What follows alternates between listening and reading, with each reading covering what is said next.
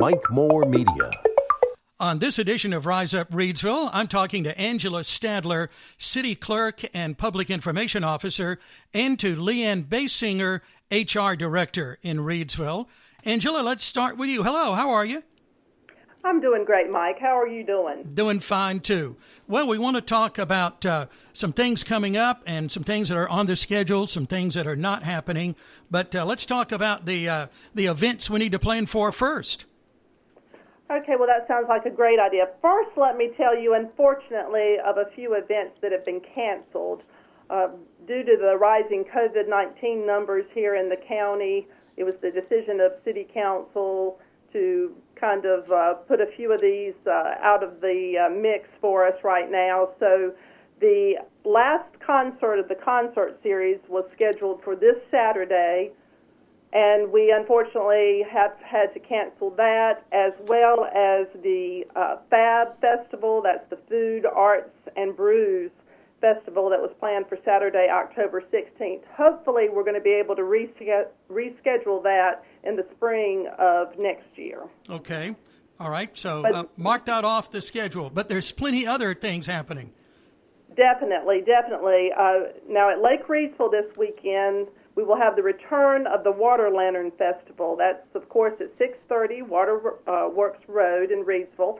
And gates will be opening up at 4 p.m. Now, this is a ticketed event.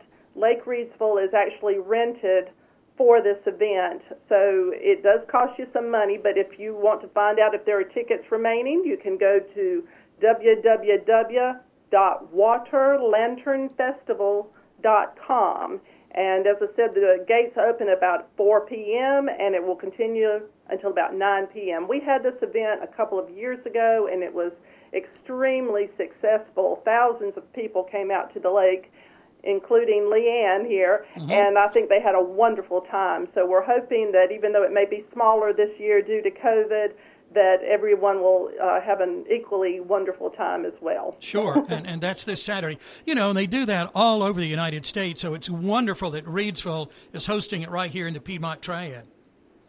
That's so true. We were lucky, you know, a couple of years ago, it was supposed to be in another city, and they canceled, and it just worked out wonderfully well, and we owe that to Judy Arbrough, our city marketer, for helping coordinate that, and we're so glad that they're returning this year. Sure, okay.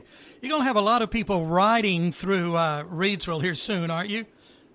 Yes, and we want to make sure that everyone is on the lookout, because we're going to have some cyclists coming through Reidsville as part of Cycle and See. We have hosted a leg of this trip before in past years, and we're just so excited to have them back. The cyclists will be doing the local leg through Rockingham County, so we're co-hosting their event on Monday, October 4th, which the cyclists will be staying at Lake Reidsville. So we're excited about that. I think we're going to have them available to, you know, go out and get some food at some of our local restaurants, and I think there's going to be a movie on site. And then they will be off on Tuesday morning, October 5th, and returning. So on October 4th and 5th, if you see a lot of cyclists around, you know what it is, and be careful out there. Yeah, well, we're glad to welcome them back. That's a great event. So true. Mm-hmm. Okay, what's next?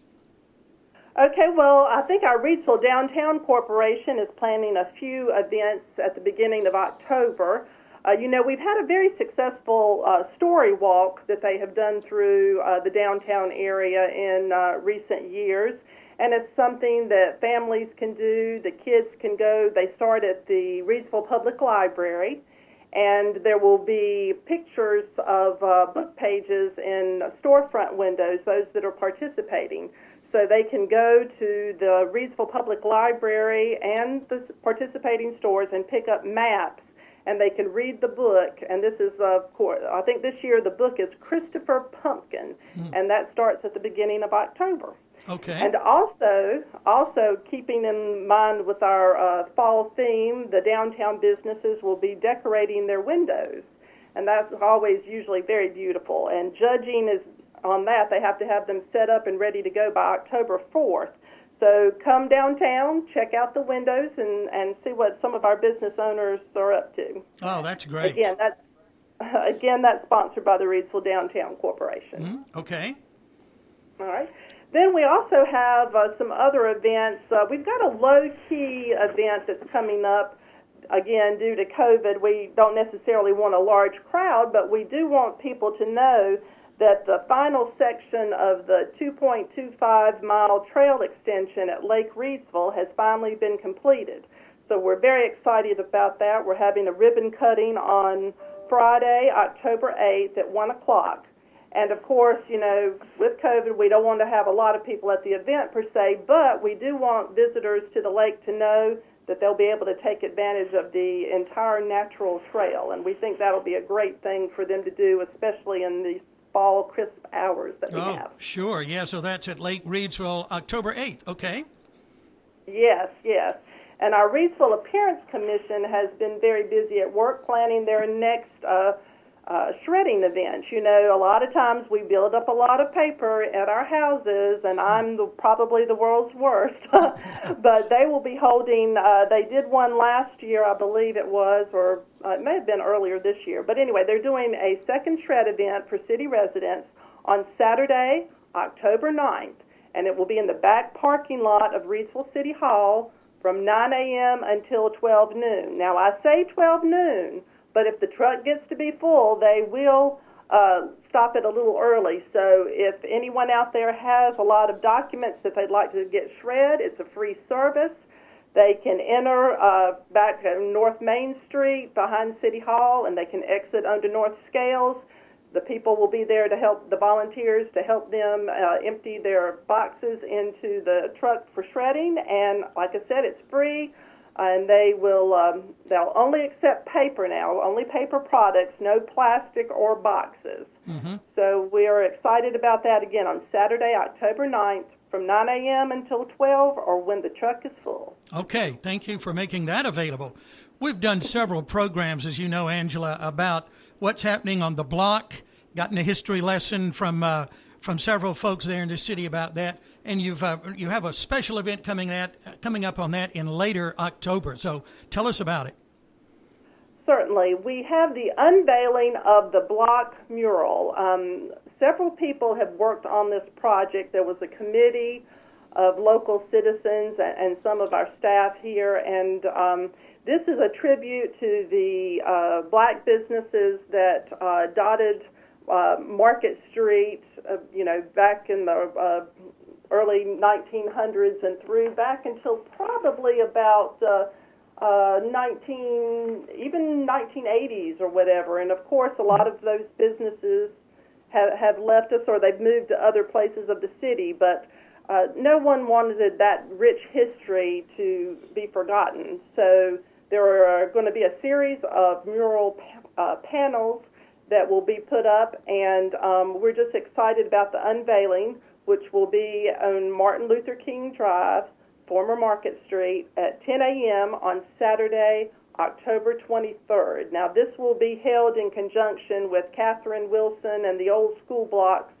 annual celebration that they have over there of the black businesses in the community there. Okay. As you said, a lot of people have put in a lot of hours, a lot of work on that. So I can't wait to see the block mural on October 23rd. Yeah, go ahead. Mike, let me add, this was also a fundraising effort.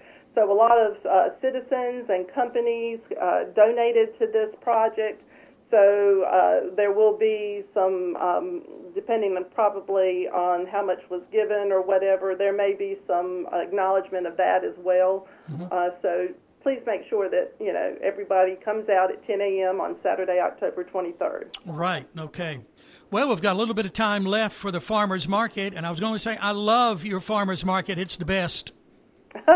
Well, thank you. I think that it was recently awarded that in the annual awards thing for businesses throughout the city and the county. So, they're always excited to get that. And Judy Arbrough does an excellent job on that, and her staff with doing that every Tuesday, Thursday, and Saturday. So, of course, it's from 7 a.m. to 1 p.m., but unfortunately, at the end of October, it will be closing. So if you haven't had a chance to go by and get those fresh veggies And you know, they have so much other things too as well at the market.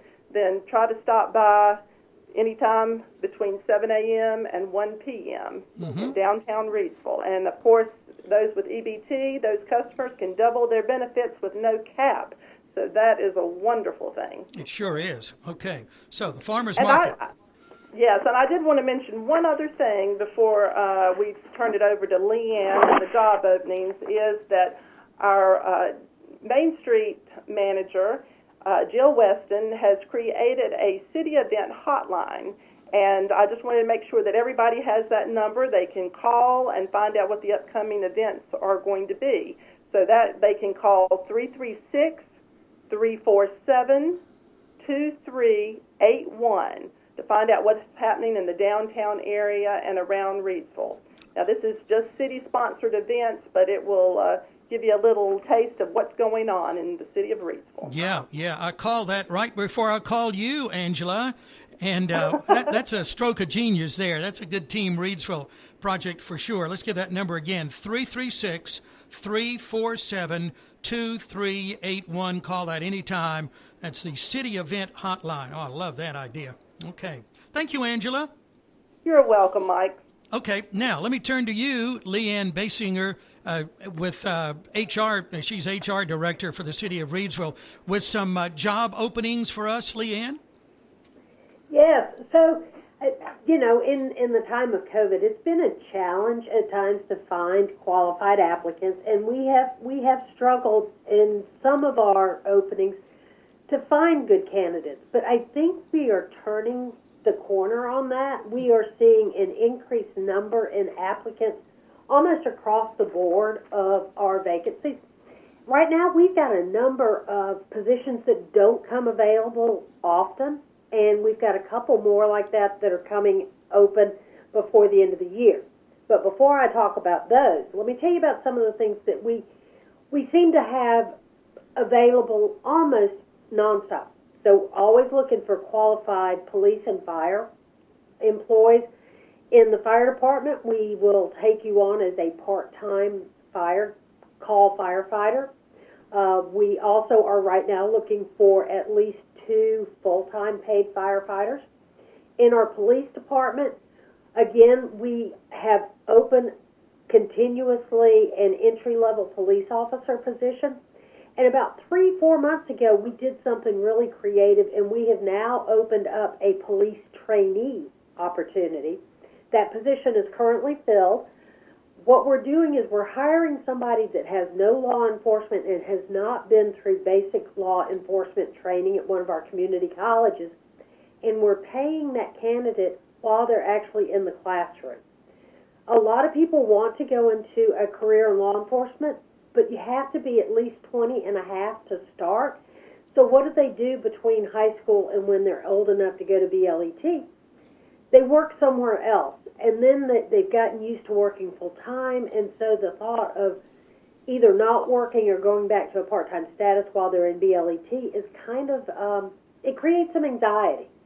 So having this trainee position allows us to recognize rising stars that might want to pursue a career in law enforcement, but just can't afford to not be employed full-time. So we've got 2 trainees right now. One is in BLET at RCC, and the other one, I believe, is in Alamance County. Once they finish with BLET, they will move right into sworn law enforcement positions, which will open up those trainee positions for the next couple of folks that are interested in law enforcement. So it's a really creative way to try to meet the needs of both the police department and potential employees in the future. We've got another area where we're also using a trainee. That's at our water and wastewater treatment plants. We've got a trainee out there that's been with us about 10 months. They are about ready to move into a full-time position, which will free up that trainee position. This is a slot where you don't need any experience at all.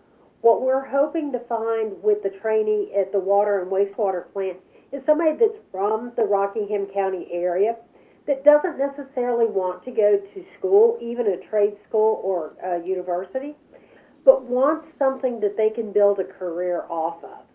And it again has been a very successful program, and I anticipate the trainee that's in that position will move into a regular full-time position probably by the 1st of November. So that's coming up. So watch for that if you're interested in joining us as a trainee at the water wastewater plant. Mm-hmm. Okay.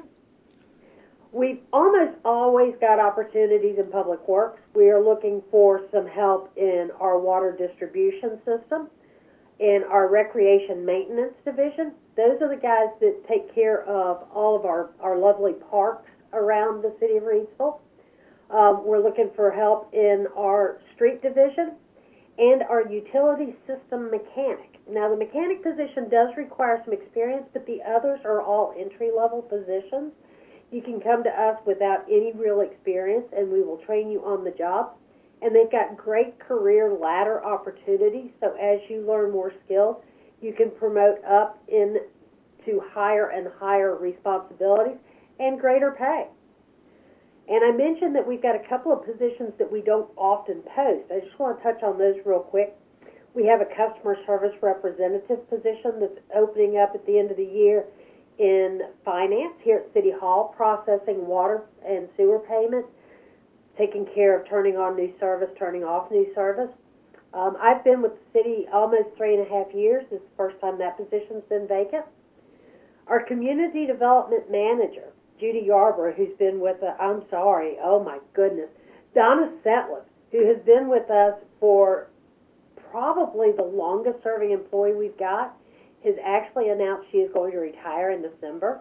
So we are looking for our next community development manager. That position is currently open. And somebody that works very closely with Angela has also announced their intention to retire at the end of the year. We've not yet posted that position, but pretty soon we're going to post for our deputy city clerk. Again, that's not a position that comes available often, and if somebody has been looking for the opportunity to come work for the city, maybe some of these positions are things that they're interested in. Mm-hmm. Yeah, some really good opportunities there, Leanne, to be a part of Team Reidsville. Absolutely. Okay. And if people are interested, we do 100% of our applications are online. It's at jobs.reidsvillenc.gov. You go to that website, you can search for the jobs that are open. Once you've created an online application, you can link that application to multiple jobs. So if you don't know really what you want to do, you just want to go out and do the application, you can do that. And then when something else comes open, it's easy to link your application to that next vacancy. Mm-hmm. I do think at the end of this week we're going to have a meter reader position available. We also have a part-time store clerk position out at Lake Reidsville. Again, not something that comes open often. It is a part-time position, but it's great hours, and if you've got good people skills, we'd love to have you come work at the store at Lake Reidsville. Oh, that would be a fun job, I think. I think so. Yeah. Okay. All right. Well, thank you for that update. Yeah, hiring opportunities there at the City of Reidsville. Thank you, Leanne. Thank you. Okay. Thank you, Angela. Thank you, Mike, and we really appreciate talking with you each month. And Summer Woodard, our city manager, was at a leadership conference this week, or she would be speaking with you. But we just really always appreciate the opportunity to share what's going on in the city of Reidsville. I appreciate that too. Thank you for that. I've scheduled a meeting with your new police chief for next week. Can't wait to meet him. Well, Chief Gibson has hit the ground running, and we're just expecting great things from that department. Of course, it's always been a wonderful department. We've had some really great police chiefs, and we're sure he's going to keep up the good work that they're doing each and every day. Sure. Okay, thank you, ladies. Have a good weekend coming up. Thanks, Mike. Bye-bye. Oh, it's always good to check in with Team Reidsville. That's Angela Stadler, City Clerk and Public Information Officer, and Leanne Bassinger, HR Director for the City of Reidsville. I'll give you that city event hotline number again, and that is 336-347-2381. And please check out riseupresville.com for more information. Our program is sponsored by the Reidsville Chamber of Commerce and Visitors Center. They're in downtown on South Scale Street. Now, that's a busy bunch. Diane Sawyer is the president. The Reidsville Chamber, always busy doing so many things, and you can be a part of what they're doing by joining the Reidsville Chamber of Commerce, or if you're coming into the area, please check out the Reidsville Visitor Center online at discoverreidsville.com, Reidsville Chamber of Commerce. And our program is sponsored by Strader's Shoe Store in Penrose Mall. You can step into fall with a big selection of name brand shoes. Over 75 name brands, including Dansko for stability and support, Mural, air cushion heeled absorb shocks, and Stride Right, built for childhood since 1919. Recently voted the #1 shoe store in Rockingham County. That's Strader's Shoe Store, Penrose Mall. And remember, shop local, support our Reidsville hometown businesses.